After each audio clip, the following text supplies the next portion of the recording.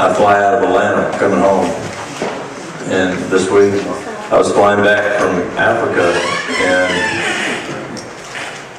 Walter handles all my travel, and he booked me through Chicago. I don't like going through Chicago, especially this time of year, because of the potential of getting stuck there because of snow.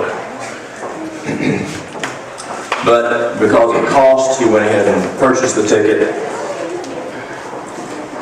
So I went through Chicago instead of coming back up through Atlanta on the night flight when I usually come back.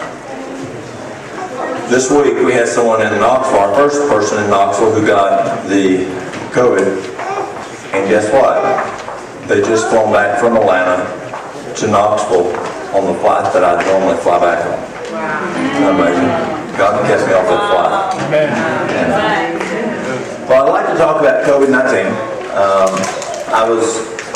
I had an opportunity while in Africa to spend a good bit of time with the director of the WHO, World Health Organization, for that country.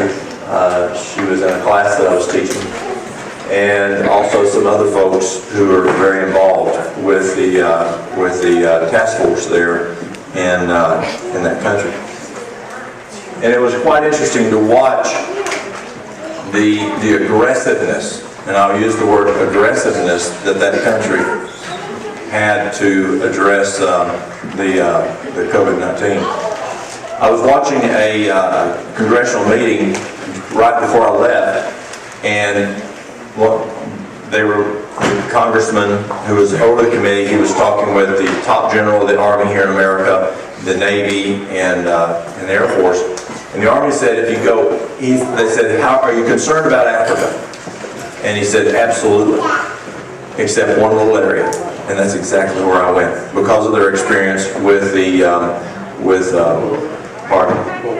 Ebola. And so, I mean, they're on it. But I'd like to share, what does WHO have to say? Let's see here. Oh, am I doing this right? There we go, thank you. On precautions, and if you worked in healthcare, it's wash your hands, wash your hands, wash your hands. You know, when you come to work, before you see a patient, after you see a patient, before you eat, after you eat, before you go to the bathroom, after you go to the bathroom, before you smoke, after you smoke, you know, between each eye, you're putting drops, you're washing your hands constantly in healthcare if you want to keep pathogens down. And it's interesting, as over the years, and we watched the flu vaccine not work, and what does CDC say? It's okay, wash your hands. And that's the key. It really, really is. The next one is practice respiratory hygiene. Cover your nose and mouth when coughing. Use a tissue, throw it in a bin, and then wash your hands. Now, you'll see folks, some folks are touching elbows. Should we touch elbows? Because if we cough, we go, nope. And so you're just filling that whole elbow area with pathogen. And so what they do is, when I was in Africa, they would not allow, I mean, they're strict over there. I mean, boom, strict. No handshaking, and here's how they shake. And that's how they do it. They don't want to take a chance of any COVID-19 getting in the country. It's not just, they're not aggressive to treat it. They're aggressive that it doesn't even come in the country, because they just don't want it. When I got there, there's somewhere 10 or 12 physicians lined up, masks, hats, eye covering,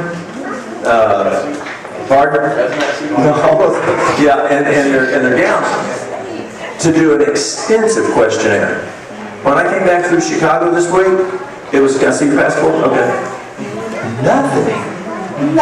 And then a couple of days later, boom, we're not bringing anybody in from Europe. So, it's interesting. Roy, what am I doing? Oh, here we go.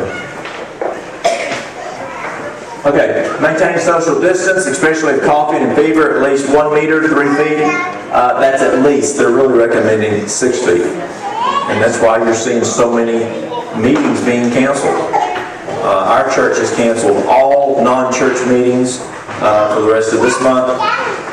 You see a lot of the universities closing the universities and the kids are going by internet. Avoid touching your eyes, mouth, and nose. And that's a tough one, y'all. Yeah. It's really tough.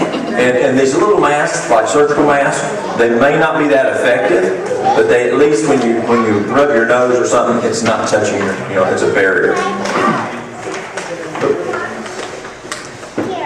Mask and personal protective equipment. And we call personal protective equipment PPE. So if you're sick, when caring for someone who is sick in a healthcare setting. I'm on a task force in our area, and we were meeting this week. And at first they were telling us we needed to use the N95. But now they're saying, no, just use a regular surgical mask, and that will do the trick. And I looked at the vice president from the hospital, and I said, so you think that it's not needed, or there's just not enough N95s, and so they're telling us to go to the next step? And they just smiled. And there's no question. We've been trained. The N95 is the best, but we don't have enough. Literally, we have hospitals that have X amount, and when they're gone, they're gone. Period. EMS, fire. I mean, you can't get it. You can't get them, especially when things are made out of China. It's hard to get it when it's made in China. The biggest thing is mask. Is if you're caring for a patient, put the mask on the patient. That way, they're not breathing out and it's containing. And so, that's the recommendation. If you're unwell, stay home. If you have a fever, cough, or difficulty breathing, see early medical care. The fever-wise, the magic number is 101.4. You'll see some folks just saying 101, but 101.4. But now in the meeting Thursday I was in, also I spoke with the top gentleman with the United States Fire Administration yesterday. And he said now what we're seeing is fever is coming late. Where we thought fever was early, now we're finding actually fever is coming late. And he's on the National Task Force for COVID-19. So the other problem is he's located in Washington, D.C., and what do we have going on right now? Pollen. In our area, we've got the pear blossoms.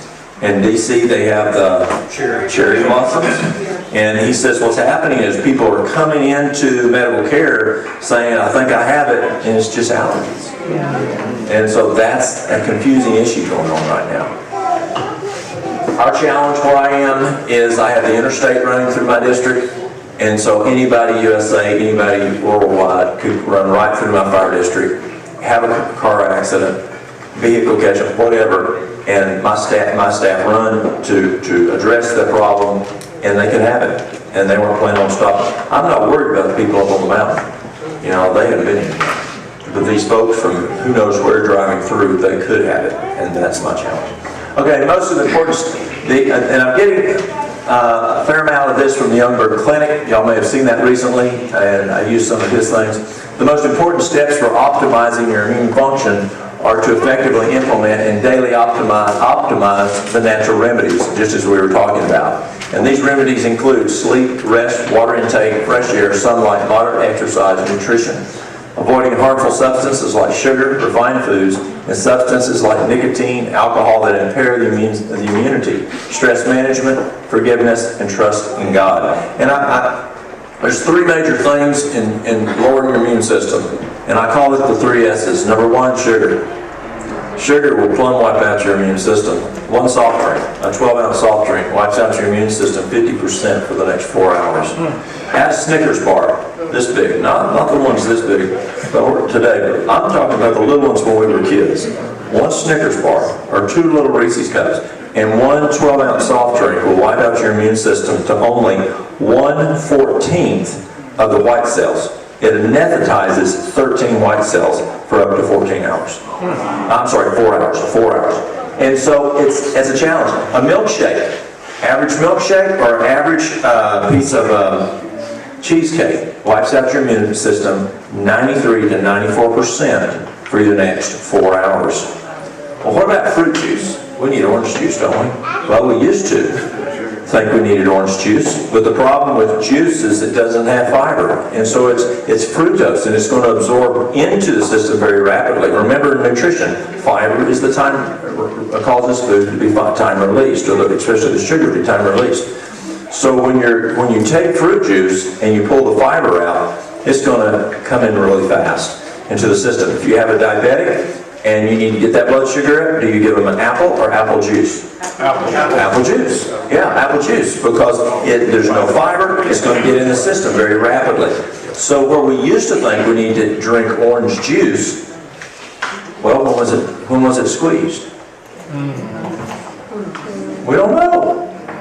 Weeks ago, a month ago, I don't know. Has the vitamin C oxidized off? If you really want vitamin C, eat an orange. But it's got a lot of fructose. Just like, let's say, ladies, if you have a UTI and you take cranberry juice. I was walking by the nurse's station one day, and a lady had a UTI, and the physician ordered 1 cup per meal of cranberry juice. And the nutritionist happened to be sitting there, and she goes, no, that's not enough. They need a quart a meal. They need a quart of fructose. And so that's why we use D-mannose. And D-mannose is an extract from the cranberry juice, and you do 1 teaspoon every 2 hours, and you don't have that significant amount of fructose. So when we look at sugar, it's not just the refined sugar. And don't use brown sugar. My mom taught us brown sugar is healthy sugar. No, brown sugar is white sugar. It's got molasses in it. And it's the same stuff. So you don't want the refined sugar, but also you don't want a lot of the fruit juice either, because that has a lot of fructose in it. So sugar's number 1. Number 2 is sleep deprivation. Sleep will plumb wipe out your immune system. And we used to think 6 hours or less was sleep deprivation. Now Harvard's telling us less than 7 hours of sleep a night is sleep deprivation. And it wipes out your immune system. Harvard's now telling us the best time for the adult to go to sleep is what time? 9 o'clock. That's right. The optimum time for the adult to go to sleep now is 9 o'clock, according to Harvard. Again, have we heard that before? The hours before midnight, or twice the hours after midnight. And remember now, the rocks crying out to us. The other is, so we've got sugar, we got sleep, and what do you think the next one is? S, stress. Yeah, remember Neil Medley? We talked to Neil, you were talking about Neil. Neil was talking about 1 minute anger. 1 minute of major stress will wipe out your immune system significantly for 6 hours. Stress wipes out our immune system. And there's no way to totally eliminate stress. We're in a war, y'all. Good and bad. But we got to manage that stress, because stress significantly lowers the immune system. Signs, we talked about some here: shortness of breath, bad cough, and the cough. Right now they're just talking about bad cough, but I noticed that when I was talking to the director of the WHO there in that country, she said, we're looking for dry cough. Not productive cough, we're looking for dry cough. I don't know if something's changed, but that's what WHO was looking at a week ago today. Increased respiratory frequency, taking 30 or more breaths per minute. Oxygen, O2 sat, 93 or less. So that's your blood oxygen saturation, 93% or less.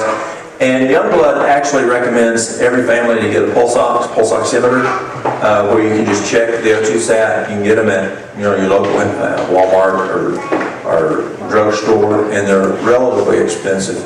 I mean, the first one I bought was like $1,800 back in 1991 or 92. They're like $20, $30 now. So it's very inexpensive. But you can monitor that saturation, and that's very important. Temperature, get you a thermometer. We have a little thing that we have for the fire department, so if we have a wreck, we'll just go up and we can, just laser it, and we'll know on the forehead, and we'll get an idea of what they're running. Treatments. Once your condition is critical, COVID-19 has as much as a 49% case fatality rate. That's not good, y'all. If you have critical COVID-19, you have a 49% fatality rate. If natural treatments are initiated properly while in home bedroom isolation, there is a very high rate of complete recovery, according to Youngberg's research. If infected, especially if symptomatic, it is critical to immediately isolate yourself to your bedroom with complete bed rest. It is best to stay in a room that is away from the rest of your family or roommates. Drink water frequently to stay well hydrated, enough to maintain clear urine throughout the day. We know that University of California data says it takes a half a gallon to run a kindergartner, a 5-year-old. UC Davis says it takes a half a gallon to run a 5-year-old. We're bigger than that. Anything over 128 is body weight divided by 2, that many ounces. I drink a little extra in this. Avoid sugar, juices, junk food. Eat only wholesome food with an emphasis on greens and colorful vegetables, whole fruits, and soups made of any type of beans or lentils.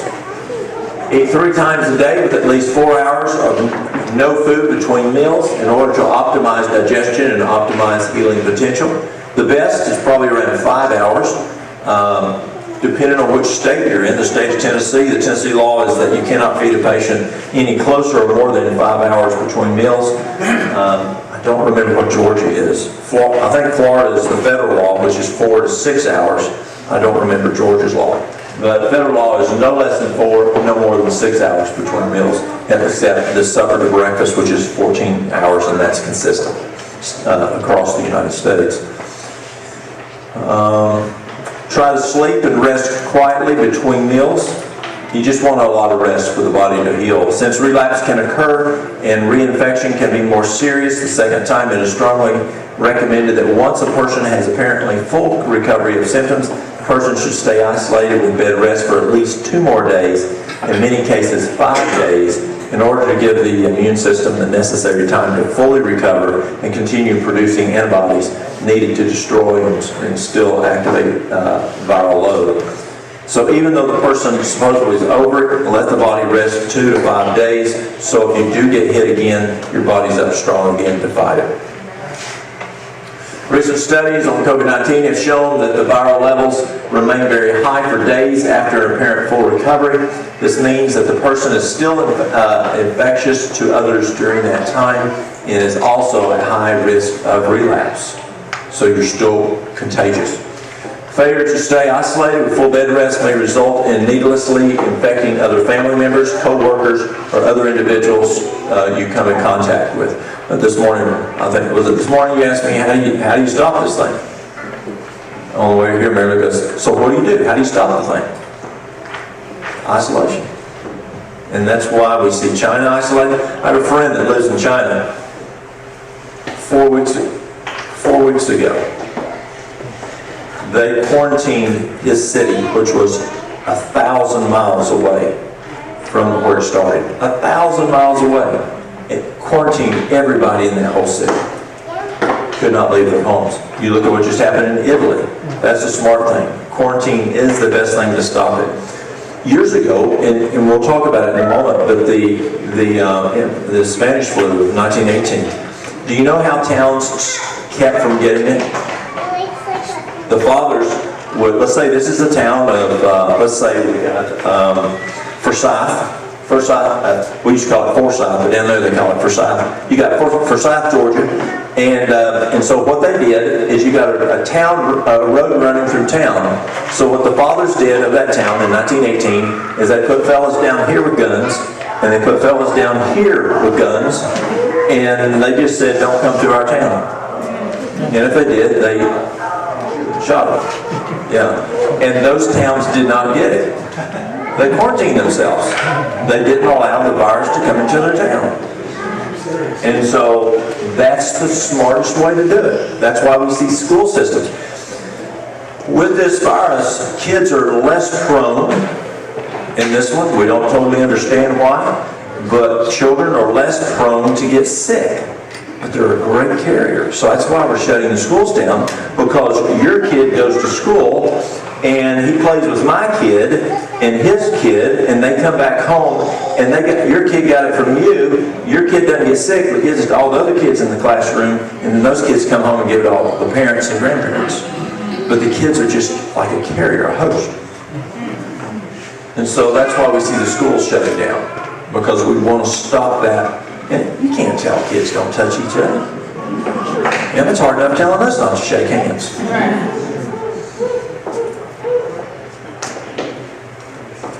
Published studies indicate that infected individuals can transmit the virus to others for up to 24 days before they have onset of symptoms. Let me read that again. Published studies indicate that infected individuals can transmit the virus to others for up to 24 days before they start having symptoms themselves, according to the research Youngberg Clinic has done. For this reason, everyone should seek to follow the universal precautions for frequent hand washing, cough or sneezing into your forearm. Again, that's why we're not bumping elbows, because everybody's coughing in arms. Use disinfectant on commonly touched surfaces like doorknobs, desks, and table surfaces. When I was in the meeting Thursday, I asked the health department, and I said, you know, how long will it live out of the host? I had no idea. Well, I said, well, I know that as I was talking with a physician on the task force in Rwanda, they say it's not like hepatitis. Hepatitis will sit on this surface for 30 days. Did y'all know that? Hepatitis will sit right here for 30 days. It'll sit right here for 30 days. And so you've got to be careful. That's what I'm more worried about, hepatitis, when I go on a fire call, than I am AIDS. AIDS is wimpy. It doesn't live long outside of the body. And they're saying in their research that this one doesn't live a long time either. America's not too sure on that. WHO's saying it doesn't live long. We're still trying to figure that out here. So that's a good thing. But still, you can have a person, one thing they're telling us not to do is, like right now, you know the little iPads where you sign your name when you buy things? I don't want people to sign that now, because Roy comes and signs it. He coughs on his hand, he signs it, and then I'm next in line, so I come through and I sign it, boom, and I rub my nose, and I just caught what he just stuck on the iPad. And so you want to be careful, because it will live that long. You talked about elderberry. Yes, sir. I was listening to a study came out of the Washington D.C. and they were saying that it lives longer on metallic surfaces than wood and cloth. Okay, so research is showing it lives longer on metallic surfaces than wood or... Yeah. Okay, that's good to know. That means we've got to do a better job of cleaning those. Yeah. Okay. Elderberry. And elderberry is not something that's new for us. Elderberry is not something new to us. Do you know anybody who 100 years ago, over 100 years ago, used to plant elderberry at their home when they would move? Can you think of what writer that is? Yes. Ellen White would plant elderberry because she knew the medicinal benefits of elderberry. Elderberry, according to the top herbalists in the world. Now, these are folks that do a lot of biochemistry. They will tell you that is the best herb for a pandemic event of what we're dealing with now. Elderberry inhibits the early stages of... Okay, now this here I got from... It was published last April. And quite interesting. Elderberry inhibits the early stages of an infection by blocking key viral proteins responsible for both the virus attachment and entry into the host cell. So last week when I was speaking with these folks, you know, the WHO director and physicians, they said, well, we've got to figure out how to keep it from attaching. Well, guess what? Sydney, Australia knew it April last year. Elderberry prevents it from attaching. So that's very important. The phytochemicals from the elderberry juice were shown to be effective at stopping the virus infecting the cells. However, to the surprise of the researchers, they were even more effective at inhibiting viral propagation at later stages of the influenza cycle when the cells had already been infected with the virus. So one, it helps prevent, but it also is excellent for fighting. This observation was quite surprising and rather significant because blocking the viral cycle at several stages has a higher chance of inhibiting the viral infection. And this is the University of Sydney. I have noticed for the last several years, everybody I work with, that comes in and I work with, who take elderberry has not gotten sick until this year. I've noticed 2 situations. I have asked both situations the same questions. The first one was 4 weeks ago. No, 3 weeks ago. It was a young girl, a little over 3 weeks ago. She comes in with her mother. The daughter's 12 years old. Both of them are wearing a mask. And I said, "Why are you wearing a mask?" "I know they use elderberry."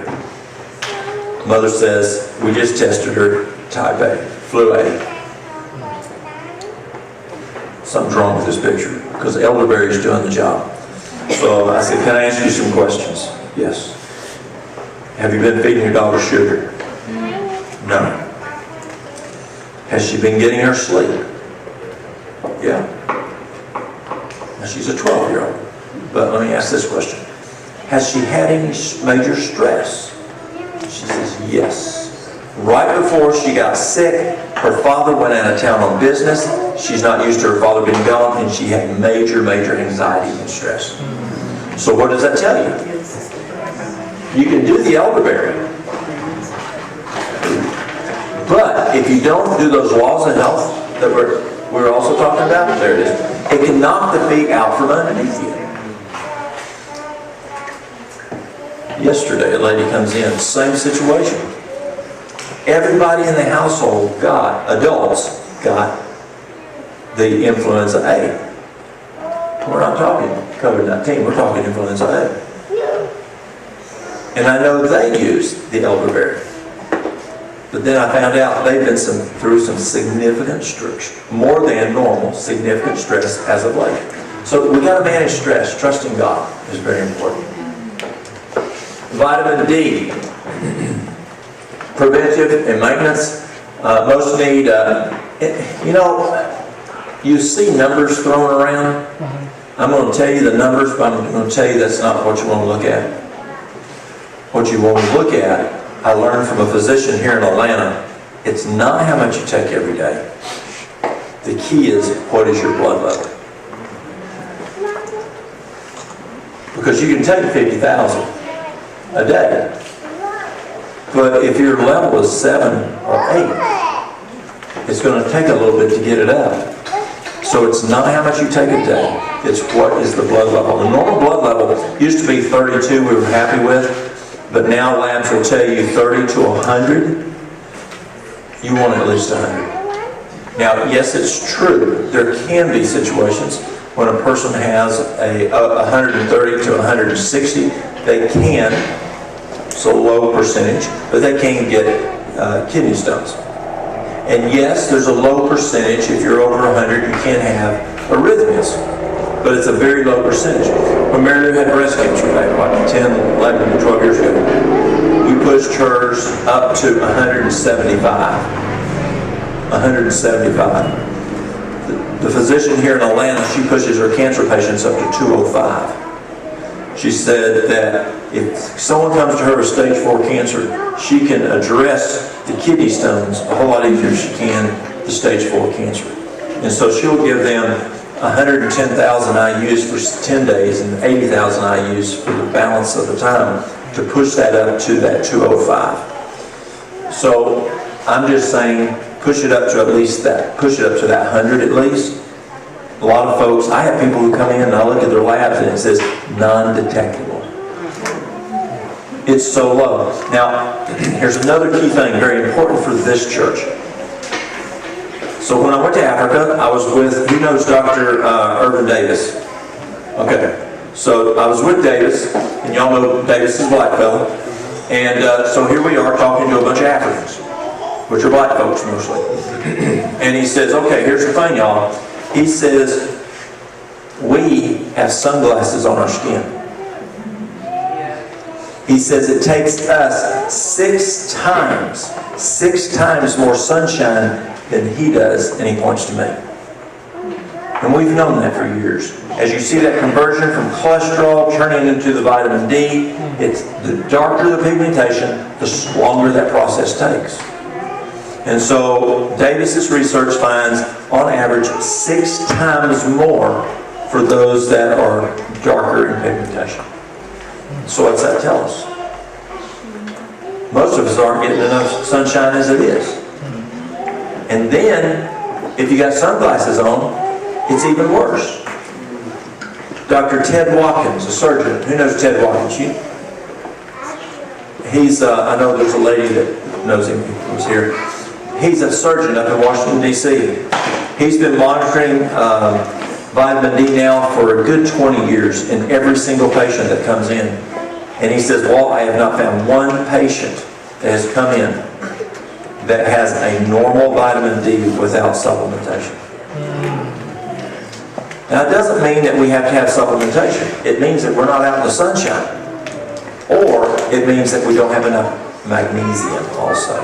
Because you can have a person who works outside all day long, but doesn't have enough magnesium, but doesn't have a good blood level of vitamin D. You give them adequate magnesium, it goes right up, because it takes magnesium to make the vitamin D. And why is 85% of Americans deficient in magnesium? Stress. Stress dumps magnesium to provide that buffering the cells from the elevated adrenaline from the stress. So I'll read these numbers, but the biggest thing is you need to get tested. You need to know what your vitamin D level is. You want it up around 100. Ladies, if you're looking at osteoporosis, you definitely get up 100.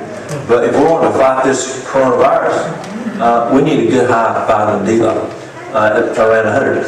Preventive maintenance most need 5,000 IUs a day. Fall and winter may need 10,000 IUs a day. I have people come in and say, well, I take 1,000 units a day, IUs a day.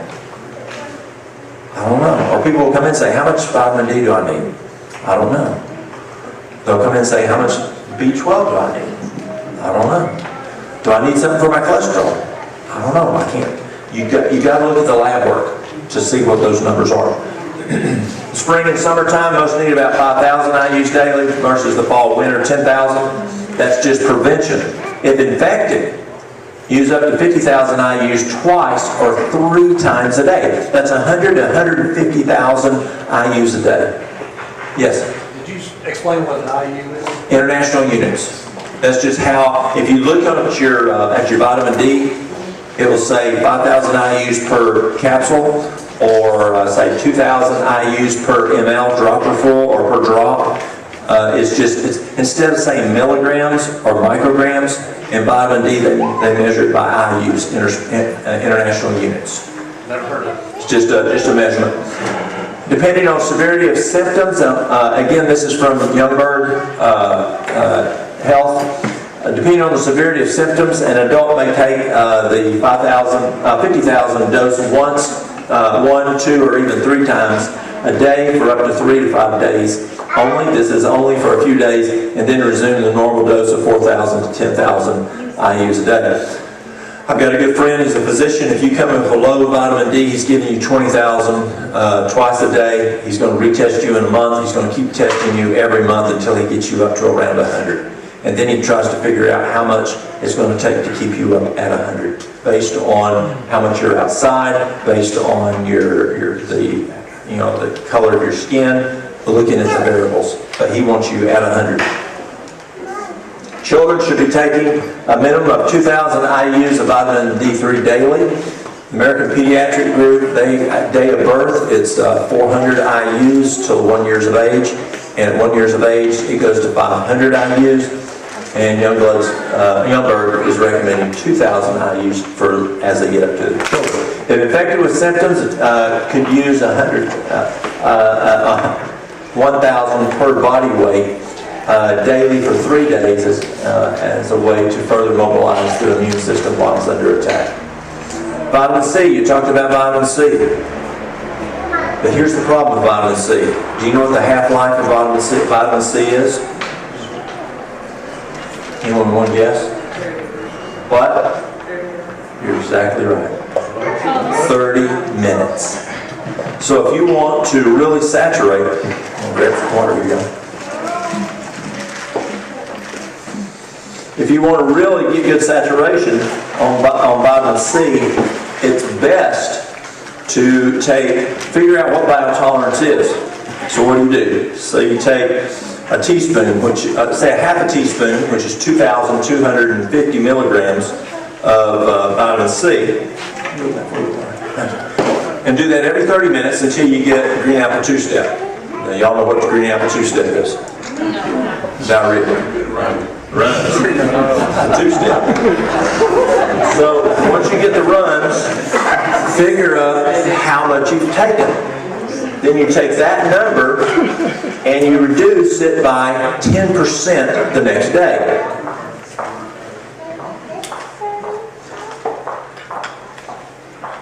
And then you take that number, which is whether it's 50,000, whether it's 20,000, whatever, and then divide that by the half hours that you're awake. So if you're up, let's say you're up, 16 hours, then you times that by 2, and then you divide the total amount by that amount. Does that make sense?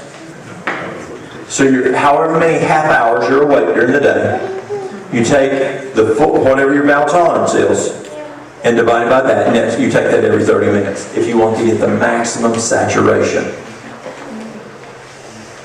Most people don't do that. You're lucky getting to do it 3 times a day. You can do IV, vitamin C. And good news on sepsis. Research is now finding that for patients that are septic, if they take 50,000 milligrams of vitamin C IV a day, it's dropping the mortality rate down to 15%. That's significant. That's significant. I have a question, please. The vitamin C powder, is 5,000 units once per day? It depends on what you're dealing with. Okay. If you're wanting to just boost your immune system, say do it twice a day. Say half a teaspoon twice a day. Half a teaspoon twice a day. Mm-hmm. If you're attacking something like this, you want to be more aggressive. You want to figure out what bowel tolerance is. At least divide it by 3 then. And so you get whatever you get green apple juice step, and then you're going to then back down 10%. So let's say it's 50,000, back down 10% is 45,000, and stay there. Now as the body gets healthier, bowel tolerance comes in again. So you can actually find the sicker a person is, the more it takes for them. The healthier they are, the less it takes. So as you keep improving, you're going to find yourself, I got a loose stool again, 10% less until you can have a loose stool. So that means to bowel tolerance, whatever your bowels will tolerate. Thank you. So most adults benefit from 1,000 milligrams once to 3 times a day. If infected, the body can absorb much higher doses. If infected, that's what we're saying here. If you're infected, your body can tolerate more. Okay. Vitamin C without any gastrointestinal distress. That's just a real nice way of saying green apple two-step. Many find that increasing doses up to bowel tolerance 3 times a day is helpful to support the immune system. Again, it's got a half-life of 30 minutes, so the more you can divide that out, the more effective it is. Children can benefit as well taking doses consistent with their bowel tolerance. Iodine. Who's ever used iodine? We use iodine for thyroid. We use iodine to increase children's IQ. We use iodine for our brain function. Well, it's also good for your immune system. Iodine, it's a natural antiviral, antifungal, and antibiotic. Iodine was the most effective agent for killing viruses, especially influenza viruses. Aerosol iodine was found to kill viruses in spray mist, and solutions of iodine were equally effective. In 1945, Burnett and Stone found that putting iodine on mice snouts prevented the mice from being infected with lethal levels of live influenza virus. and mist. They suggested that impregnating masks with iodine would help stop viral spread. Ideally spray on the outside of an N95 or N99 or a P100 mask and let dry before use. They also recommend that medical personnel have iodine aerosol treated rooms for examination and treatment of highly infected patients. Oral iodine might also boost body defense mechanisms in the upper oral and respiratory mucus. You want an iodine that's lugal solution. Dr. Lugal's the guy who figured it out. I don't know if he's a pharmacist or a physician. And that's potassium iodide and potassium iodine. Potassium iodide and potassium iodine is what it is. Conclusion, iodine incorporated into mask solutions, aerosols, and oil preparations could help kill influenza viruses and fight off an H1N1 pandemic. In addition to the more dilute form of iodine in the liquid iodine spray, Dr. David Derry recommends taking 12.5 milligram tablets of combined iodine and potassium iodide, and that's what we were just talking about.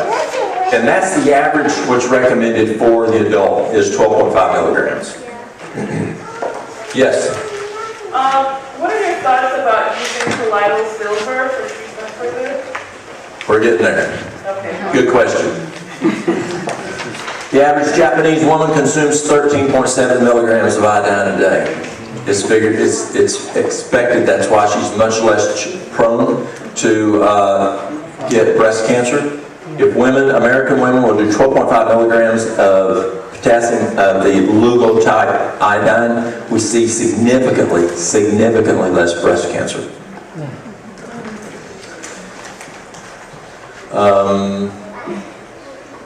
It's also good for thyroid. Okay, colloidal silver. Your question on colloidal silver. Used as a natural antiviral, antifungal, and antibiotic. To fight internal infections, may use 5 sprays in the mouth and swallow 3 times a day and re-evaluate as needed. For beneficial to the lungs, may spray and inhale into the lungs. 5+ sprays 3 times a day. As preventive or management strategy for sinuses, spray 1 or 2 spritz into the nostril 1 to 3 times a day or as needed to manage risk of or symptoms. You can also take it liquid and take it PO by mouth. A lot of them will say 1 teaspoon 5 to 7 times a day on an acute situation. What about your gut flora? Would that affect your... At that level, you may have some problems there. I don't know the answer. If you have a question, just take a good probiotic. It's recommended if you do take a probiotic, it's at least 50 billion and also at least 10 strains. Yes, sir? What is the most effective form of the elderberry? Probably the syrup is the most concentrated. It's like an extract. And so usually your extracts are going to be your stronger way of doing it. Zinc lozenges. Y'all have seen elderberry zinc before. Zinc is really important for us. Stress dumps zinc. Stress dumps vitamin C, vitamin E, vitamin A, zinc. Those are so important for the immune system. It dumps B, it dumps lithium. Stress just dumps stuff. And so stress dumps your zinc, which makes you more prone to having immune issues. And so you need, as Nedley says, he says if you have a lot of stress, you need to re-up those B vitamins, the lithium, the zinc, the either through foods or through through supplementation. What's a good source of zinc and food-wise?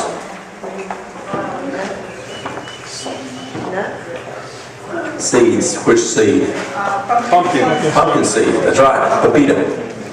Allow zinc lozenge to dissolve completely in the mouth. Do not chew, as the immune activity and antiviral activity is best while zinc lozenge remains in the mouth. So zinc lozenge works the best for that immune aspect in the mouth, and don't just let it dissolve. Hydrotherapy. And here's where we're finishing up here with hydrotherapy. Use hot and cold contrast showers. As he was saying, I can tell when Meredith's finished with the shower. Her screaming, yes. We live up in the mountains, y'all, and I got a spring. And so whatever the water is coming out of the mountain is the temperature of our water. It goes into a spring box, which is underground, and then it comes to, y'all know what a spring box is? A spring box. Up on the mountain, Bob actually dug it for me. Bob Jorgensen dug it for me. We had 3 springs come into one. We collected it. It goes into a 1,200-gallon tank, and then that's up the mountain, and then we have pressure coming down to the house. And so it's a box, spring box, and we got good cold mountain water. So you can hear her holler. Can powerfully optimize immune function and greatly stimulate antibody production against viral and other forms of infection. Years ago, there was an older gentleman. This was probably, well, I was just out of college. And there was an older fella that I met, and he was a World War I soldier, a nurse. And he told me, he says, I need to tell you something. And, you know, listen to folks with some experience. You know, they maybe won't believe something to you. This man was well up in his 90s, and so he was trying to educate me because I was working in healthcare. And he says, I need to tell you a story. He said, this may happen again. He says, in 1918, during the Spanish influenza, he said there was only one treatment that the United States military found to be effective. Only one treatment. Now, how many people died worldwide in 1918 during the Spanish influenza? 50 million. Yes, over 50 million people. That's a lot of people. That's a lot of people. And he said, here's what we did. He said we did the hot and cold fomentations. And he said that's what was the most effective. This is 1918. Hospital camps, taking care of folks. Look at those, I mean, that's not even a ward. Remember wards when we were kids? You know, 6, 8, 10 patients in a room? That's not even a ward. That's a gymnasium probably. But do you think they can contaminate each other? Oh yeah. Absolutely. Now they've learned a little bit. Now they have a sheet up in between, but still there's potential for contamination. This is what it looked like in 1918, dealing with what we could deal with here, that they're dealing with over in China right now. Now this is what they said to do. Treasury Department, United States Public Health Service, influenza spread by droplets sprayed from nose and throat. Cover each cough and sneeze with handkerchief. Should we use a handkerchief? No. Why? Because it harbors it. Use something you can discard. Handkerchiefs are not clean. Spread by contact. Avoid crowds. If possible, walk to work. Don't ride the bus or train or whatever. Do not spit on the floor or sidewalk. That's just common sense today, isn't it? But who knows where the Tivoli Theater is in Chattanooga? Did you know it's illegal to spit on the floor at the Tivoli Theater? There's a city ordinance for that in Chattanooga. Yeah. Today we would not even think about spitting on the floor, but it must have been something back then. Do not use common drinking cups or common towels. It was common. You know, you look at the schools back in 1918, they had a bucket in the classroom, they had one dipper, and all the kids drank out of the same dipper. Even when my dad was going to school in the 40s, the early 40s and late 40s, they were still using the same dipper in the classroom. Avoid excess fatigue. If taken ill, go to bed. Send for a doctor.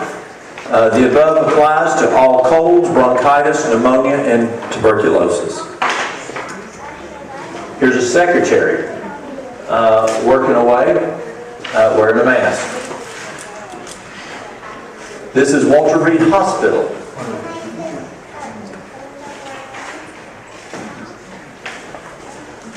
Working outside. The beds are plumb full. Who works in healthcare? Anybody in healthcare? So we're dealing with a what part of the body problem? Respiratory. So what part of the body is that? Lungs. What's a good probability? What machine may you need to use for this event? event. I was speaking with a physician yesterday. Well, actually in the committee the other day, in the task force, I asked the hospital, I said, okay, what is the percentage of patients in China and in Italy that are acute enough to be hospitalized? What percent are needing vents? They didn't know. I said, you might want to figure that now. That gives us a better idea what we're going to be dealing with. So I talked to a physician yesterday, and I said, how many vents do we have in the United States? He says, we probably have about a little over 47,000 ventilators in the United States. I said, what are y'all expecting? He said, at least 200,000 people needing to use it. There's not enough vents. And so when you look at the protocol, it's actually scary. Because if you go into a quarantine situation, as I was telling Roy yesterday, Roy gets this COVID-19. He can't breathe. He goes to the hospital. Beth isn't going. She is quarantined to the house. She cannot go with him under protocol. Unless it has changed since 2008, the last time I read the CDC guidelines on this, Beth doesn't go. He's by himself. He has no advocate, no family advocate. He goes in, finally the vent comes open. Now I'm not going to tell you what the protocol is on how many hours he's on that vent before they pull the plug. I'll let you do your own research.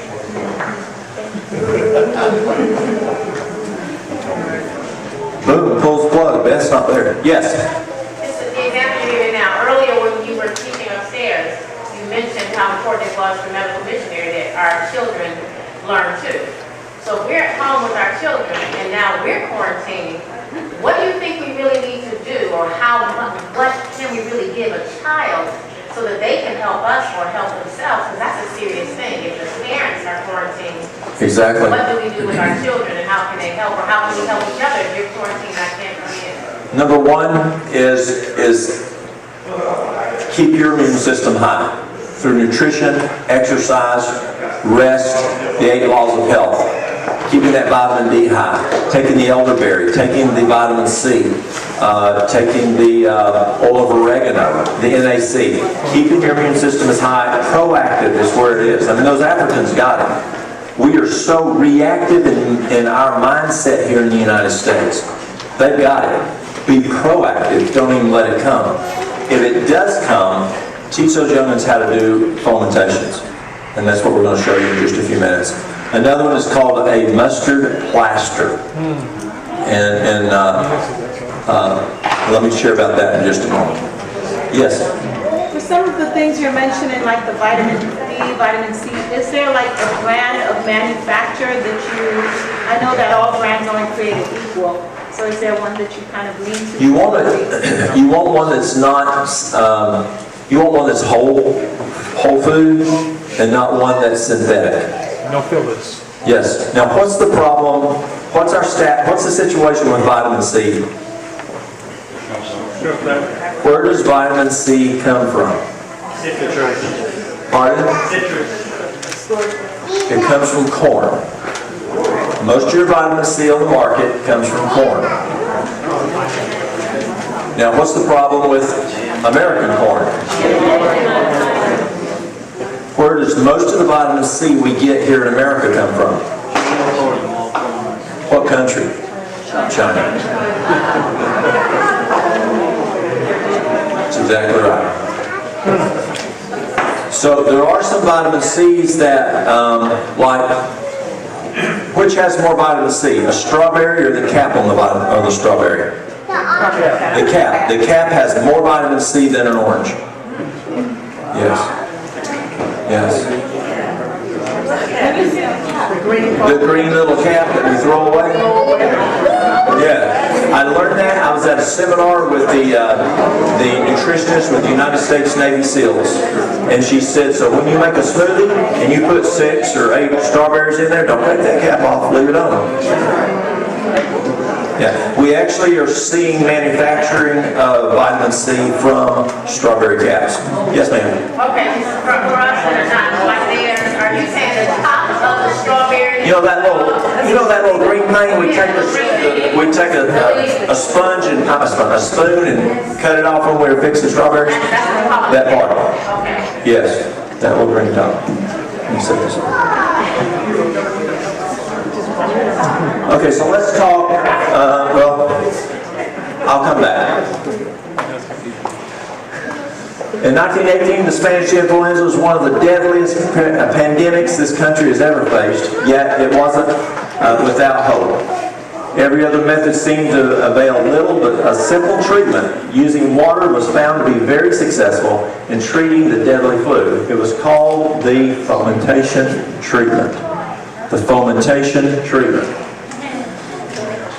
So I'm reading from the grandchild. My grandfather, Paul S., had graduated from nursing school at Hinsdale Sanitarium in Hinsdale, Illinois, near Chicago, the previous year. Remember Hinsdale? He moved down to Collegedale, Tennessee to help with building a new school, Southern Junior College. At that time, Southern Junior College was only tents. They hadn't built the buildings yet. To help a school, to help as a school nurse for the male students. Isn't that interesting? Did you catch that? He moved there to be the male nurse, the male student's nurse. He didn't treat female nurses. Isn't that interesting? The school had moved to a new location. Remember, they had been at Graysville. Remember that, y'all? They'd been at Graysville and moved down from Graysville, which is right outside of Dayton, and they moved to Collegedale. So they just moved from Graysville. My granddad went to school there when that happened. The school had moved, and my great-granddad had been up at Graysville.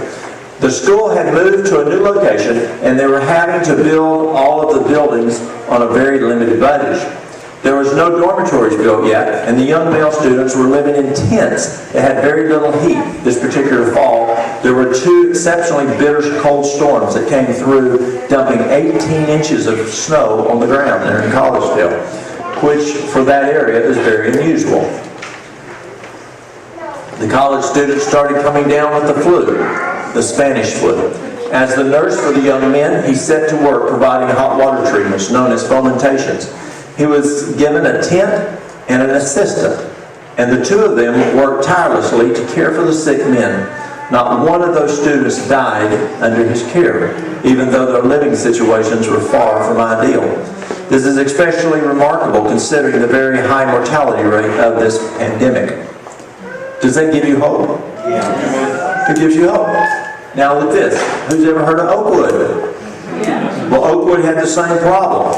Oakwood College in Huntsville, Alabama was also hit hard with the epidemic. My grandfather and his assistant traveled there after treating the students there at Southern, because he was the nurse at Southern. When the students had healed up, he then went over to Huntsville, over to Oakwood, and provided treatments to those that were sick. Once again, God blessed the treatments and their efforts. Not one of their patients died. They returned to Collegedale where the flu had returned. Remember, it comes back again?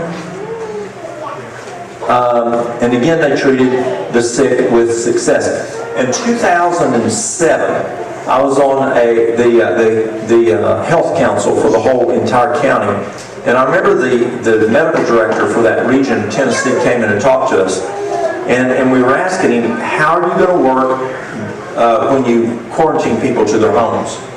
He said, well, first of all, it's not the whole U.S. that we normally do. It's not the whole state normally. I don't know, but that's a different situation than what we're dealing with now. We may see something different now.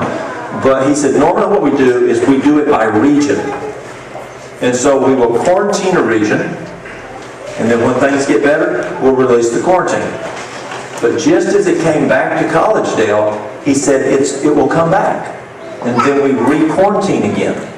So as you're thinking in advance, don't think it may just be one quarantine. You may be dealing with multiple quarantines as you look at your resources. So they again treated the sick with success. During this time, both my grandfather and his assistant became sick with the flu, My grandfather recovered, but his assistant died. So all the students at Southern, all the students at Oakwood lived. Unfortunately, the assistant died. I don't know if it's because he was sick. I don't know what happened. For the rest of his long life, my grandfather regretted that he had not been able to help his assistant to recovery. So it could have been he was just too sick himself to treat his assistant. And this is written by Cheryl Hosford. Why do fomentation treatments work? How many of y'all know Lisa Meisner? Great gal. Her parents did Mountain Media Ministries. And so Lisa has a great hydrotherapy book and DVD series. And I got this from her information. The application, she used to be Dr. Agatha's assistant over at UG. The application of heat to the skin draws the blood to the surface. Vasodilation. When you put heat, it causes vasodilation, drawing blood to the area and away from the internal organs. Heat relaxes the muscles and decreases pain and inflammation. Increased blood flow to the area stimulates white blood cell reproduction and action. What happens? Increased blood flow to the area. When you increase the blood flow, it stimulates white blood cell reproduction and action. The sweating caused by the heat increases the blood's ability to eliminate body waste through sweating and toxins in the system. The treatment calms and soothes the nerves. So here's some information on it. The fomentation treatment, not to use when. Do not apply fomentations if there is bleeding or hemorrhage. Do not use if it's bleeding or hemorrhage. Why is that? Vasodilation. You're going to cause more bleeding. Things to be careful of. Be careful not to burn the patient who is, well, you shouldn't burn the patient anyway, who is paralyzed, has edema, is diabetic, has neuropathy, has loss of feeling or numbness, and decreased blood flow to the legs and feet. I'll go back and look and see what she was talking about there. That's funny. Body areas where the bone lies close to the skin surface may need extra padding to prevent burning. Because you don't have as much tissue in between. So as you have a geriatric patient that may be very thin, be careful, you might burn. Avoid chilling. Change fomentations quickly. Keep the body covered. And this is challenging. You know that from experience, especially one person doing it. So that you got to watch this. Be careful not to spread infection. Clean the equipment thoroughly. List of supplies to use.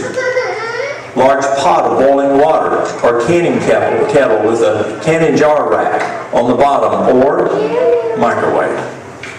Microwave is a tremendous tool in this situation. It's the only thing microwaves good for. It makes the process so much faster and the patient's less prone to get chilled. It's a great tool if you're able to do that. Large foot bucket. If a foot bath is included in the treatment. When you use the foot bucket, it's called a revulsive treatment. Have you ever heard the term revulsive treatment? Well, instead of just a hot and cold fomentation, when you put the feet in a bucket, it works even better, and that's called a revulsive treatment. Basin of cold water for cold compress to the head, ice, a tea kettle or a pitcher of hot water. I did some of these over in Africa just the last several weeks, and we didn't have ice. I just used as cold water they had, as hot water as they had, and we used a contrast. I don't know what just, oh, there we go. And for the head, I just kept putting as cold water as what I had available. A tea kettle or pitcher of hot water, a pitcher for ice water, a large piece of plastic to keep the bed dry. So if we're using a massage table here, but if it's your bed at home, you could use like a shower curtain. Shower curtain works really well. A pillow, blankets, one large, two small, sheets, one large, two small, large dry towels, 4 of them, 3 to 4 extra small towels or washcloths, small hand towel, washcloths for cooling compresses to the head, 2 of them. Fomentations, may use large towels instead, and we'll talk about that. 4 to 5, depending on the number of changes. Fomentation covers, a piece of thick blanket or a large dry towel. How many of y'all worked in physical therapy? How many of y'all work with physical therapy? Okay, remember hydroculator packs? Hydroculator came out of Chattanooga, actually out of White Oak, which is just north of Chattanooga, across the river. He was a exercise fellow on the Chattanooga Lookouts back in probably the early 60s. Yes, it was the early 60s. And he was doing fomentations on patients, on baseball players there in Chattanooga on the Lookouts. And in his basement, which was just down the street from where I lived, he was coming up with this hydroculator thing. Well, that's what we use for now as a standard practice in healthcare, is the hydroculators, which is you've got, and then inside here, which this is just a real thick towel, you put bentonite clay and you sew it, and that's what the hydroculator packs are made out of. It's bentonite clay inside to hold that moisture and heat. And then you have a barrier towel that slides in, and that's what it's talking about there. The fomentation covers. A glass of water and a drinking straw to let them drink. And that's it. Let me do one more real quick, and that's a mustard plaster. Mustard plaster does similar.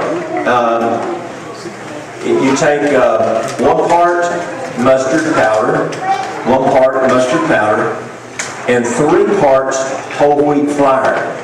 Now you can use white flour, but white flour is stickier and messier. Whole wheat flour is not as sticky and messy, and you shouldn't have white flour in the house anyway. So you take 1 part mustard powder, 1 part whole wheat flour, mix it thoroughly, and that's the key, mix it thoroughly. And you add enough water to make it have the consistency of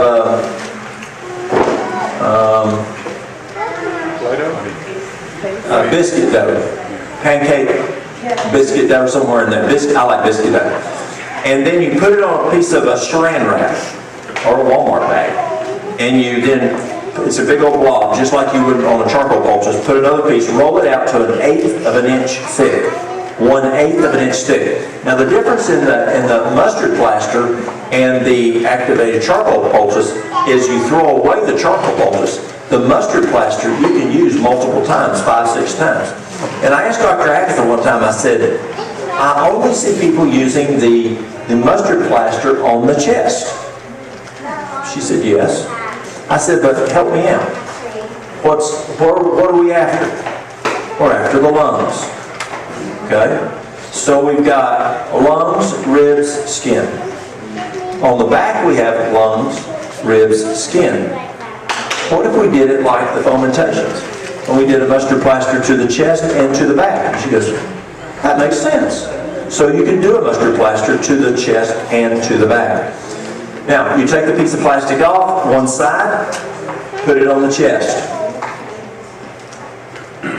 And then on the back, to get extra benefit. Here's a key. John Harvey Kellogg said to leave it on there for 10 minutes. You'll read today, some people leave it for 20 minutes. Be careful. Mustard, we don't know the heating units like we do cayenne pepper. So it could be super hot, it may not be hot at all. We don't do it on children less than 2 years of age. The patient has to be able to communicate with you well. So if you say, that's starting to burn, no, Walt said leave it on there a good 10 minutes. You're going to be blistered. It literally will blister the skin. Take it off. Now, there's something that hasn't been mentioned yet that we do. And what is it? Pray. Does mustard plasters heal? No. Fomentations heal? No. God heals. Yes. And so we pray that God will bless it. And, you can say, God, and I have people tell me this, all you have to do, I had someone not long ago say, listen, these old remedies, you don't have to do them, that's showing you don't have faith in God if you don't just pray and believe He's going to heal you. You can pray to God and say, God, keep me alive, I'm never going to eat again. And He's going to say, listen, I gave you a brain and I gave you food, now use both of them. That's just horse sense, y'all. common sense. And so God wants us, we're a partner in on this thing. But it is God that does the healing. Yes, ma'am. Yes, I wanted to know what the hot foundation is. Leave it on as long as it's still hot, and then use it, put the cold on, or I'm going to show you right now. Okay, I'm looking for an assistant. Where is that assistant over here? Here he is. Okay. Won't hurt very much. Okay. So normally we're going to strip down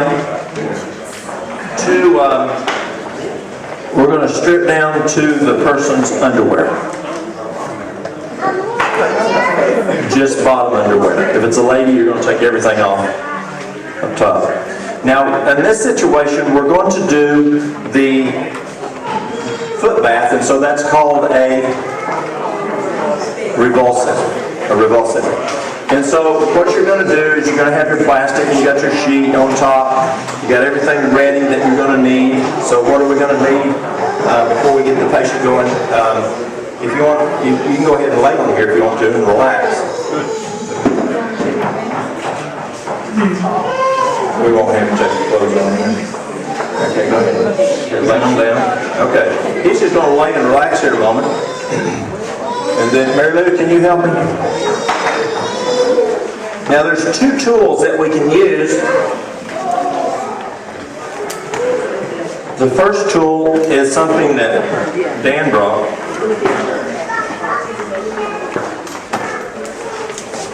And this is a fomentation. It's a really nice product. It works very, very well, as you can see here.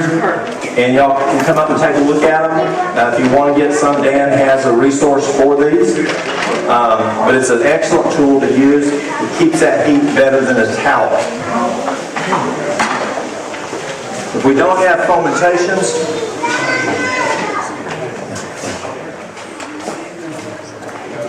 let me grab this over here.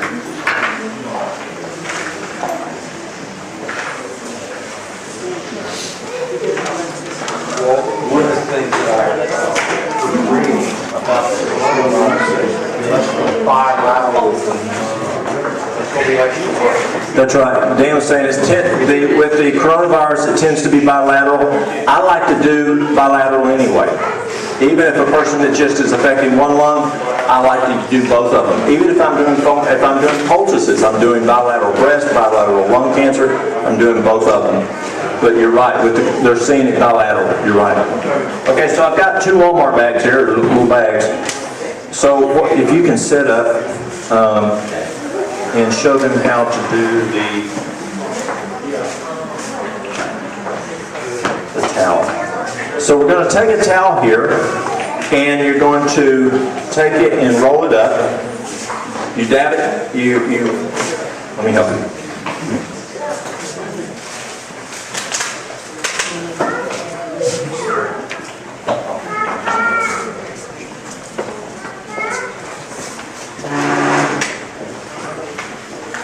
You can put it in a hot pot of water and get some tongs and then get a pair of gloves.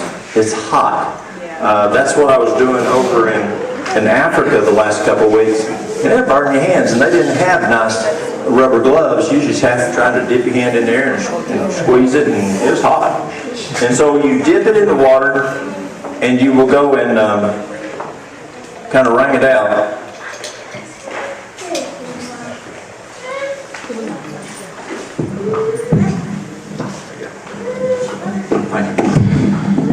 And so you kind of dip it in the hot water, partially wring it out. If you have a microwave, this what's really good. And so you use this t-shirt bag, and you'll put your towel in there, and you'll put it in the microwave.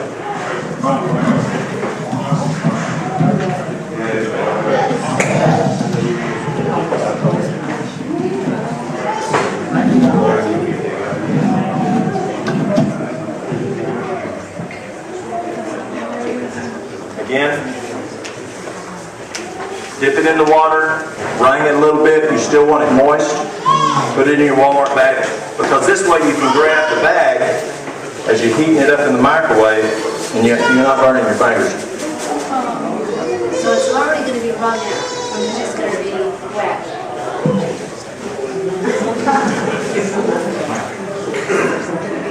It's already there. You don't have to wring it because it's just going to.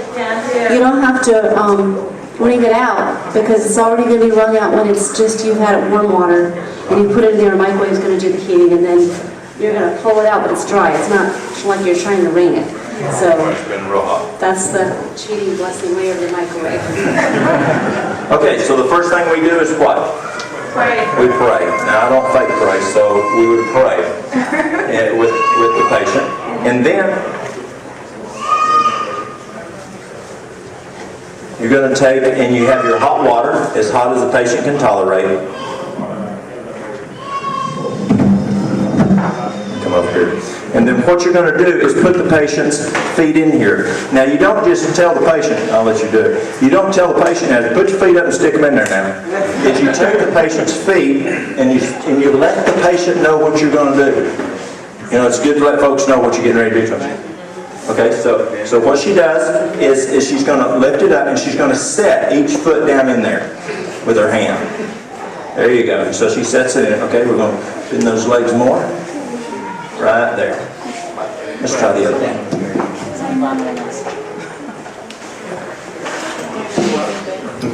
Okay. So what we're doing is we're going to keep coming back to this, checking this water, but we want this water to stay as warm as possible. And then we come and we're going to bring the covers up. And the other thing is when you're putting their feet in the water, your hand should go in there first. Kind of you're testing that water, making sure it's not going to burn. Just like you would with a baby. You're testing that water. Okay, now we're going to lift him up. And so go ahead and I want you to sit up. Okay, and go ahead and so she's pulled this out of the microwave. And she's putting it there behind his back. It will go next. Go turn it the other way. There you go. So we're putting the towel there. And now she's going to get a barrier towel. The barrier towel you can use between 1 to 2 towels depending on how hot it is. And the moisture will come up through there and the heat will come up through that barrier. You don't want to take the towel and put it right against them. We're going to try it just like this, 2 layers. And if it's too hot, then you can tell me and we would make it thicker. Alright, so we're going to go ahead and let it lay down. So Walt, you're not using a Turkish quilted one here, you're just using a blanket. I'm showing them this one because they only have this one right now. Okay. So what she laid down there first would be equivalent to this purchased quilted one that Dan has.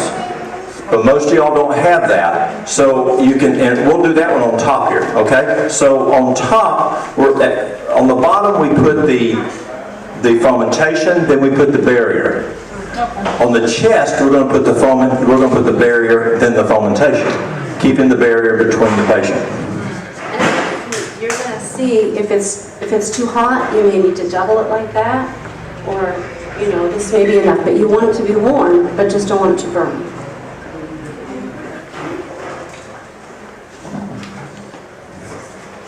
Okay, now we're going to place the fomentation. And now we're going to get another blanket. Well, let's go ahead and get this blanket. And now we're going to cover this fomentation to keep the heat in. Okay, now we're going to cover him up good. And then we're going to take we'll pretend, here we go. Then we have a bucket of ice water.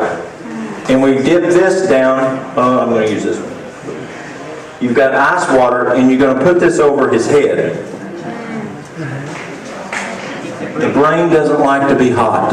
You want this good and cold. And you wait for 3 minutes from when you put it on the back. So you're ready to go again. So you do 3 minutes hot, 30 seconds cold. 3 minutes hot, 30 seconds cold, 7 times. Let's do this here. Take your arms. I need your arms. Put them around front. Hold this here. There you go. Hold that. Now you're going to sit up. Okay, sit up. Now, you're going to take away the barrier. You're going to take away the towel. And then you're going to use the washcloth. And you can either use, it's called a cold mitten friction. You can either use a cold washcloth or you can take a mitten. And what they do is they just take and they sew this where you can stick your hand inside that. And oh, there you go. Yes. Can you get that from her? Great. That's an excellent tool. I like the mittens. Great. Thank you. And so you dab it down in the ice water, kind of squeeze it out. Now some people just do this for 30 seconds. I don't. At 15 seconds, I put it back in the ice water again. I want it good and cold. And then I do it again. And you're doing this for a total of 30 seconds. Then when you're finished, this is the key. When you're finished, you want to dry, with a dry towel, dry that off. Because it's moist. You're putting heat. It could have steam, and that can burn. So now, we got from our microwave, we got our hot towel again. Pull out that hot towel. And the other one's going to go in the bag in the microwave. So now the other one goes in.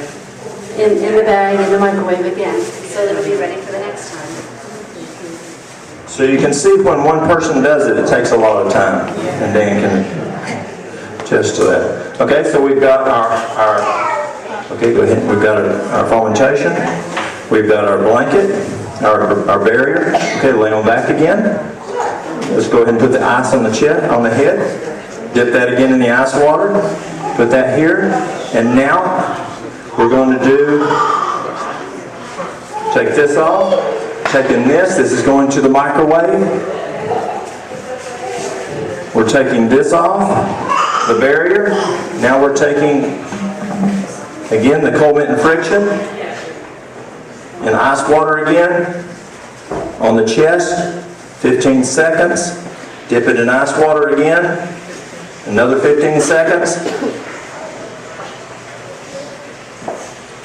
Again, you're going to dry it. Drying that chest off. Again, you don't want any moisture there for steam. Now we put the barrier on again on the chest. We put the hot fomentation. Put another barrier on top to keep it in. And you're constantly checking on the patient. Make sure that they're comfortable. Make sure they're not too hot. And just that they're comfortable there. Because, you know, if you're not comfortable, if you're stressed, if you're hurting, it's going to be hard for that healing. That's going to affect the healing. So you also may want to offer in some water with the straw. Also, you're coming over here, putting your hand under here, checking the water. If it started to cool, you'll dab out some water, put some more hot water in the foot bucket. Again, put your hand as a barrier there to make sure that it's not burning.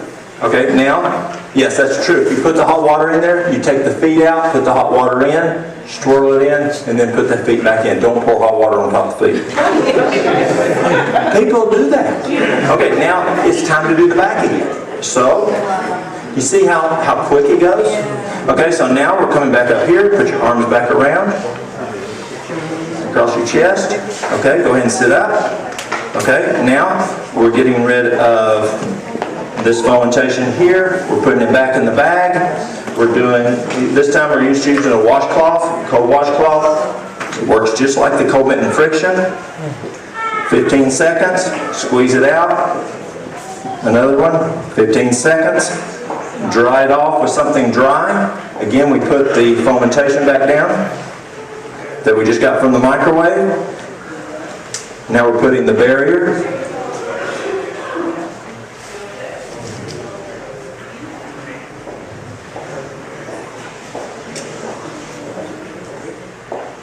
Okay, you can go ahead and lay down. Go ahead and you want to put the ice pack back on his head. And by this time, it's ready to do another 3 minutes here. So again, you're taking this off. You see how it goes back and forth, just back and forth. So when we're finished, we've finished everything, things up, and you know we keep putting this back. And so it's been. We've done the chest for the last time. So 7 on the back, 7 on the chest. So now we're finished. So, pardon? And we're ending with cold. Yes, so we're taking this back off. We can go ahead and take this away. Take these guys away. And we can do another, again, a cold mitten friction. That lasts, yes sir. How long do you leave the towels in the microwave? Because That is dependent on the microwave. okay, because you can superheat water in the microwave, which is, you can get water hotter than 100 degrees in the microwave. So how long do you leave it in the microwave? Not very long. Yes, You gotta test your microwave, see how it does. I did 3 minutes actually. and that's long. Yeah, But that's what it took. yeah, it just depends, you're right. I think 1 to 3 minutes is going to be. Yes, sir. No, that's what he just said. 3 minutes is what I did. Okay. If you don't have a microwave, you can put it in some foil and put it in the oven. You just want to have them already ready to go. Exactly. You've got variables. You've got different microwaves or different strengths. You've got how big of a towel. So there's variables. The biggest thing is don't burn the patient. Don't get it too hot that you burn the patient. Okay, so we finished with cold. We're going to dry that off again with a towel. And then we're going to put this up here. We're going to come up here and go ahead and sit up again. We're going to take this away. Take the fomentation away. We're going to do the cold mitten friction again. We've always finished with cold. And then we're going to dry it real well. Have him lay on down. And you assess how wet the bed is. If the bed's wet, you might need to change covering or go to another bed. But if it's dry enough, it's okay. Depends on what your availability is. So we're going to cover him up. Then we're coming over here.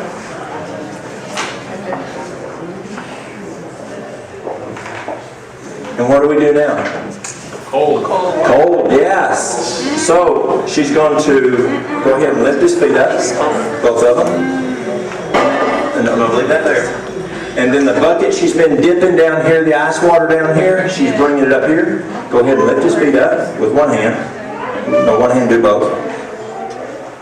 And then she's going to take the bucket of ice water and pour it all over his feet. See?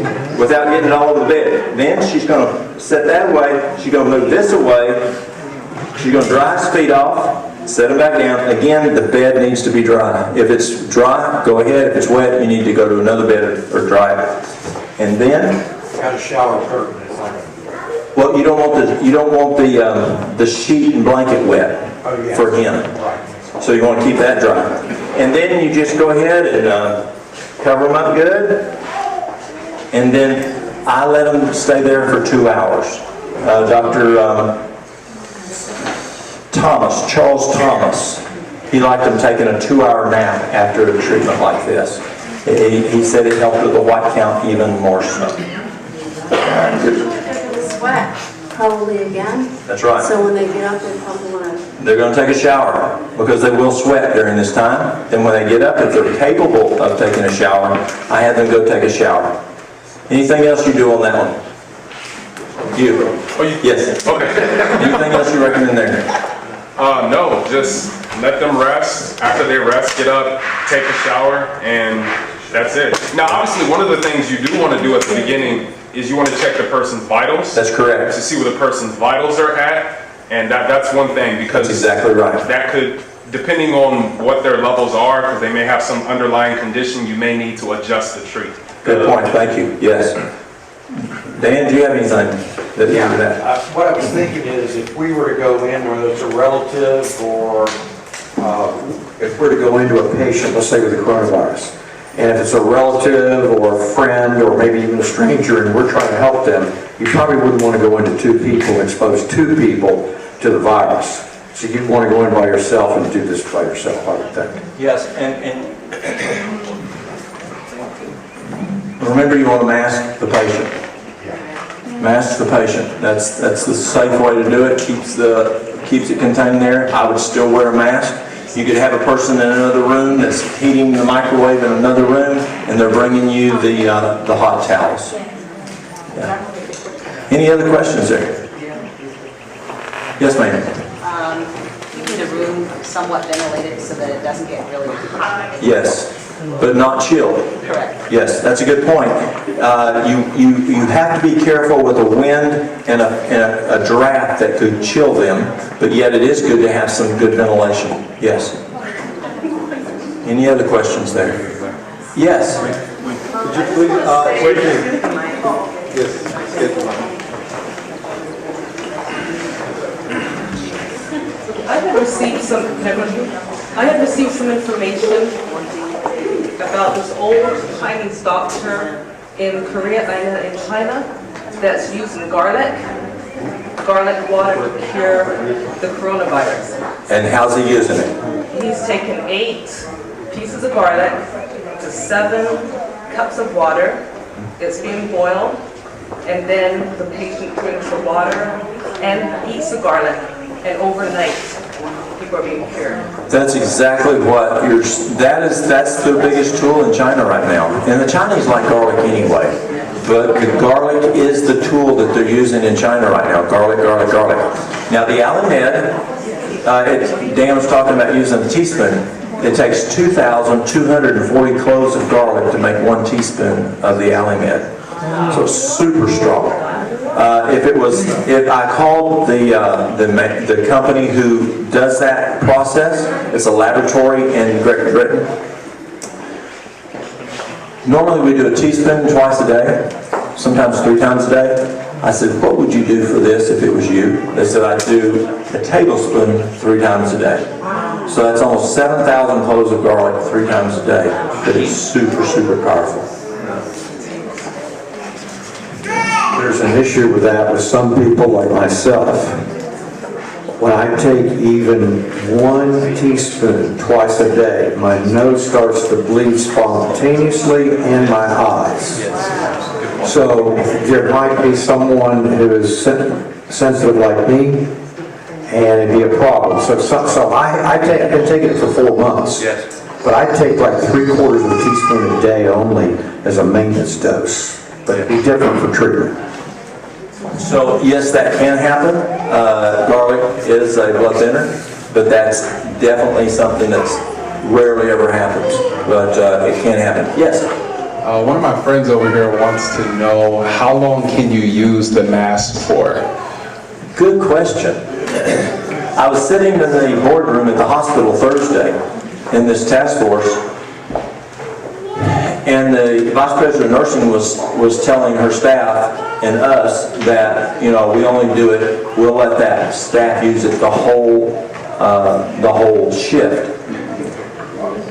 And 2 of the nurses that were supervisors said, well, that's not happening.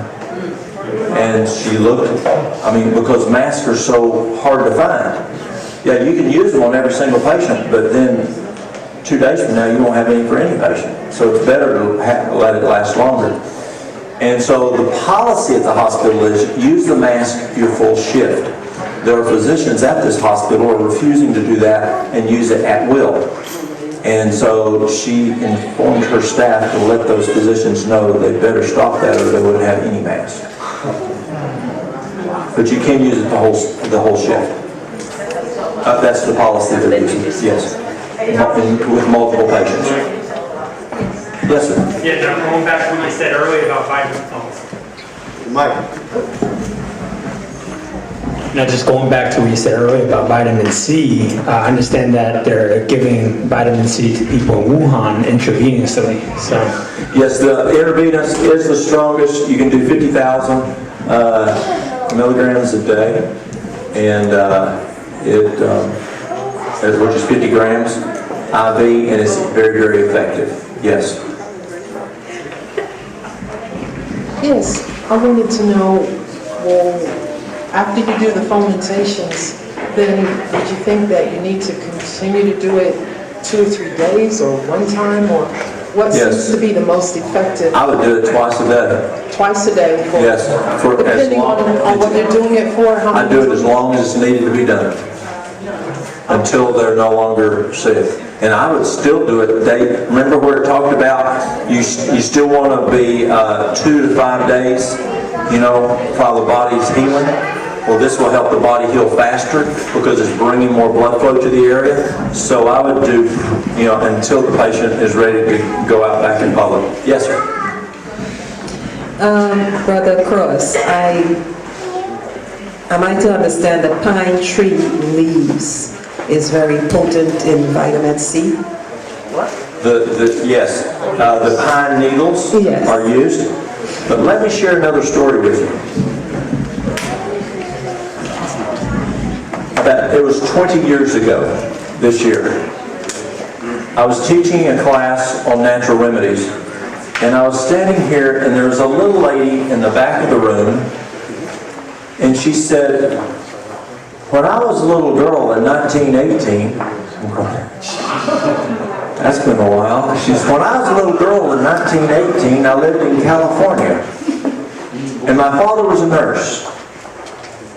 And we weren't in school yet, but he would take my brother and I house to house as he would treat patients with the Spanish flu. Do you think that got my attention? Yes. Very much so. Here's a man treating the Spanish flu, taking his 2 children in the house all day long, patient after patient, every day. So I'm listening. And she said, what we did every night when we got home, Daddy took a pine knot and held it over a fire. And it caused pine sap to drop out of that knot into a glass. And then we drank it. I said, well, how many drops, how much water? She said, I don't know, I was a little girl. Well, when I came back home to East Tennessee, and I was teaching pine sap, these old ladies, and I'm telling you, listen to people with experience. They've been around once or twice. And these little old ladies, they would say, son, I'll show you how to use that. And one lady went and poured it on her finger and rubbed it on her gums. She says, that's how you build the immune system. But many of them told me they would take a piece of pine, their mother or grandmother, their mother or their grandmother. They didn't have school buses. They would walk to school in the mountains. Every day to school in the winter, proactively, they would give them a piece of pine rosin and chew on it like gum. Now the size of this pine rosin it didn't matter who told me, they equated it to the size of a match head. Remember the old match heads that you strike and light? And they would either say a half a match head or a full match head. And they would chew that every morning as they left the house walking to school to build their immune system. So not only the pine needles, which is used a lot in the Hispanic community, the pine needle tea, but the pine sap itself was used in 1918 for building the immune system. Any other questions?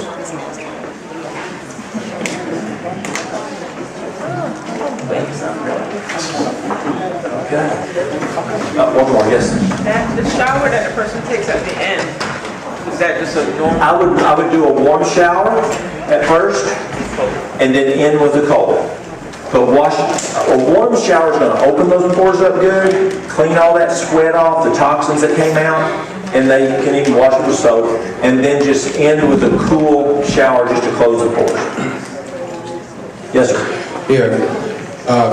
Couple quick questions. Number one, I've been hearing lately that instead of just taking vitamin D3 by itself, getting a vitamin D3 that is combined with vitamin K. Correct. It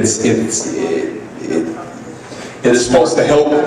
That is correct. Vitamin D3 with K2 does work better. Also D, which is in an oil, works better also. Yes. And also it's recommended to use a sublingual bee than a pill. Seems to work a little bit better. Just like a B12 works better sublingual than, especially even more so on B12 than it absorbing in the gut. Conference call the other day, they recommended camel. Is that a good one for vitamin C source? It could be. I haven't used it, but it could be a very good source. Yes, camel. It is. Oh, maybe it says yes. Okay, good. I have a question that I was trying to find out from the gentleman over here. Are there any toxins coming out of the person's body at that time when we're doing this? And where are they going? Where's the toxins going? In the sheets. Okay. And so you want to wash this clothing, give them a shower, clean off real well. Anytime we sweat, that's one of the body's elimination. I had a person a couple of weeks ago, it was in Africa. It was in Africa. There was this fellow go, my granddaddy, he ate terrible, he did this, whatever, and he lived a long life, and I said, did your granddaddy work? In Africa, a lot of people are now working in desks, on desks, and a lot of people are getting, a lot of education. They at least get a master's, if not a PhD. They got their certificate, now they go work on a desk. And they're not getting out, getting exercise like their father and their grandfather. And they're now starting to have diabetes, cardiovascular disease, cancer. I mean, it's on the non-communicable diseases in Africa are on a huge rise as we see affluence. Food affluence, lack of exercise, lack of sleep. And I said, your grandfather, did he work? Yes. Did he sweat? Yes. Did he eat food out of his garden? Yes. He wasn't eating junk food. And that sweating gets a lot of those toxins out. Yes, sir. When are you going to let your helper to get up?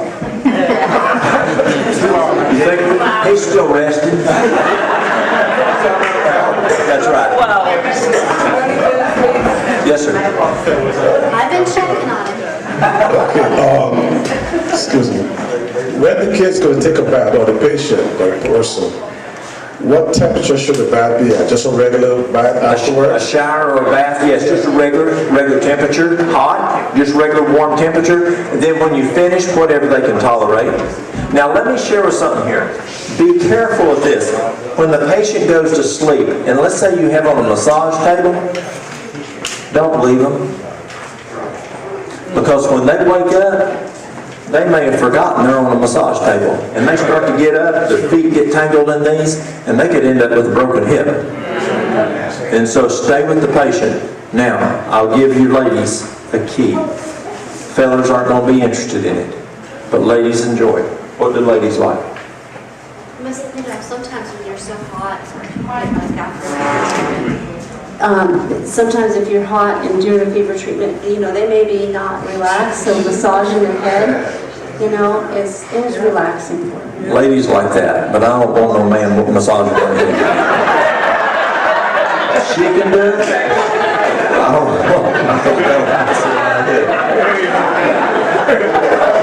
Y'all ladies don't have a problem with that. We do. Anyone else?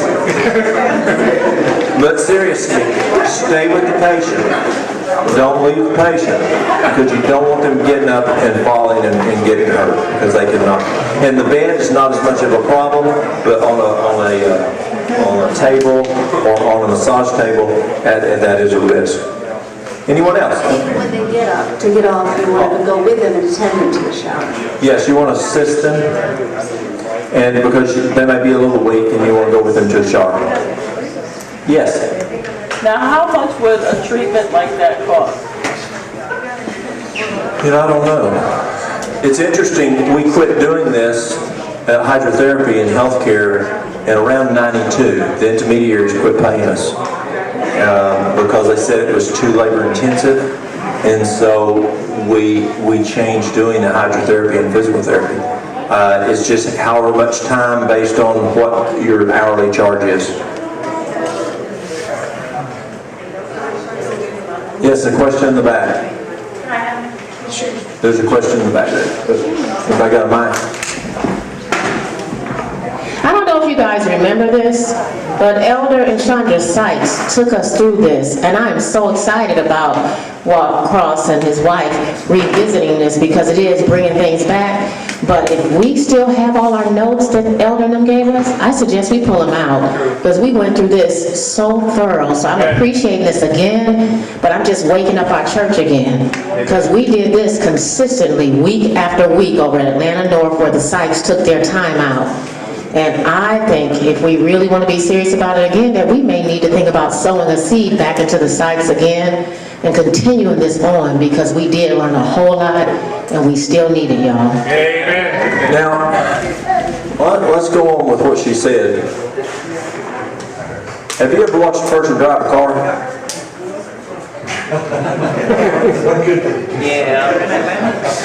As a child, you grew up watching someone drive a car.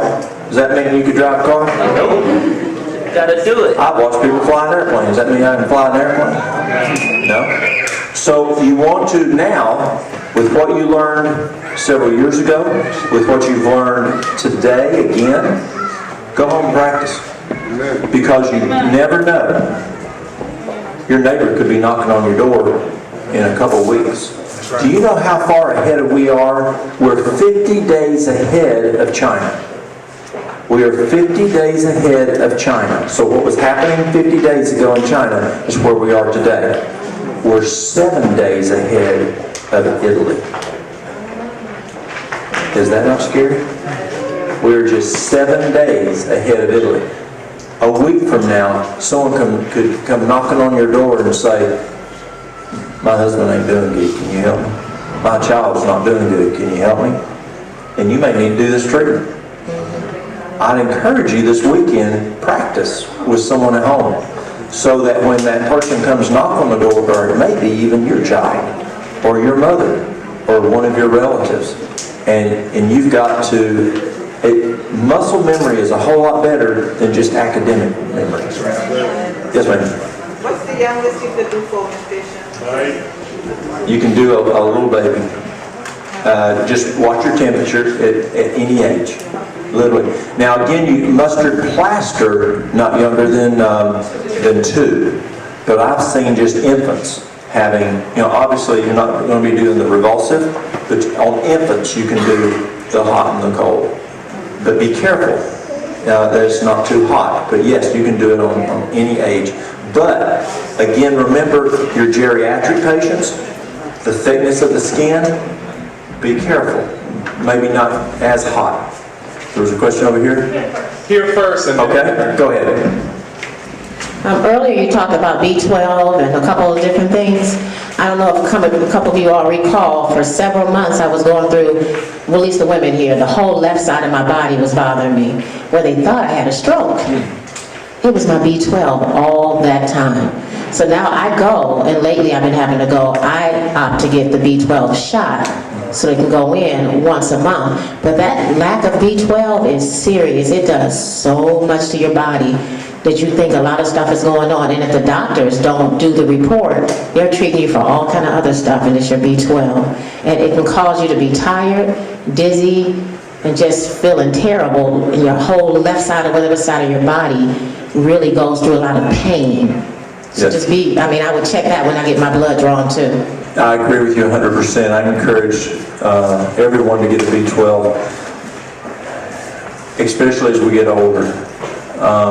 Also, if a person is a whole food plant-based, a vegan, they say you can be prone to it, even though Dr. Thrash said she found more meat eaters that had a B12 deficiency. Mary Lou and I have been vegan for 20 years, over 20 years. My B12 is over 1,200. Yours is what, 11 something?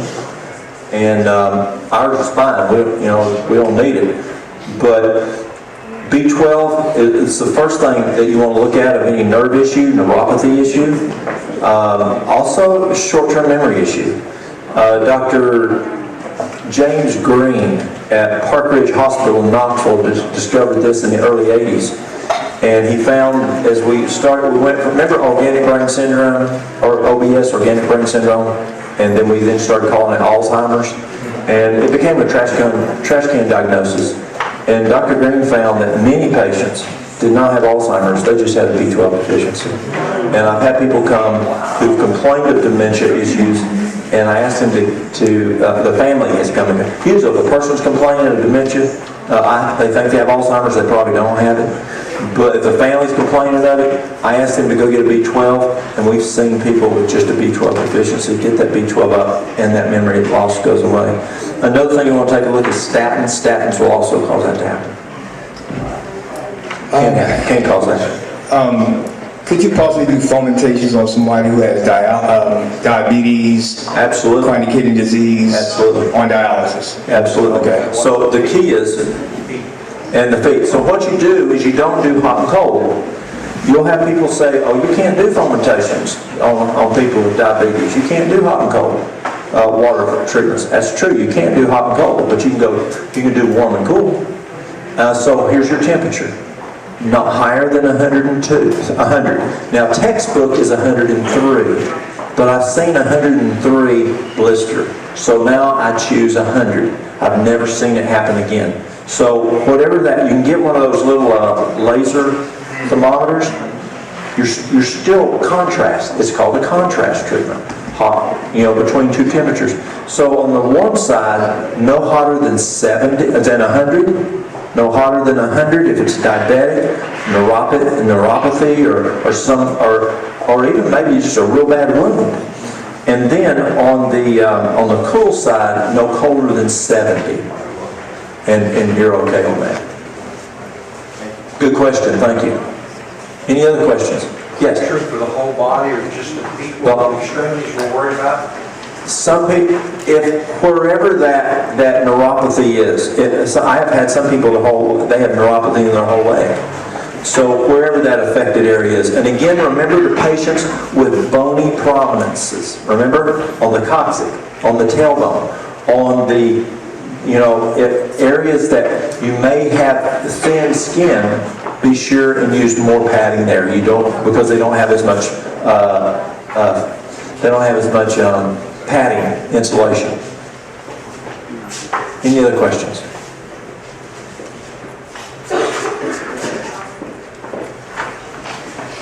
Thank you, sir.